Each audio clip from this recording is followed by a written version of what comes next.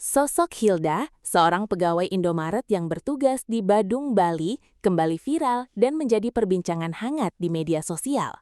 Kasus ini bermula dari perselisihannya dengan seorang penjahit lokal bernama Nimade Tiat Nyanyi atau Bu Sintia, akibat pesanan pakaian yang tak kunjung selesai. Masalah sempat meruncing setelah muncul dugaan perkataan bernada rasis terkait kesalahpahaman asal daerah Hilda, yang belakangan diketahui merupakan warga asli Lombok, Nusa Tenggara Barat. Meski perselisihan awal tersebut telah berujung damai melalui proses mediasi di Polsek Abian Semal pada 19 Juli 2026, situasi kembali memanas setelah Senator asal Bali, I Gusti Ngurah Arya Wedakarna atau AWK, menggelar pertemuan lanjutan. Sikap dan pernyataan AWK dalam pertemuan itu dinilai memojokkan Hilda hingga memicu kemarahan serta tersinggungnya warga Lombok. Akibat polemik tersebut, 4 senator asal Lombok bahkan resmi melaporkan AWK ke Badan Kehormatan DPD RI dengan desakan pemberian sanksi.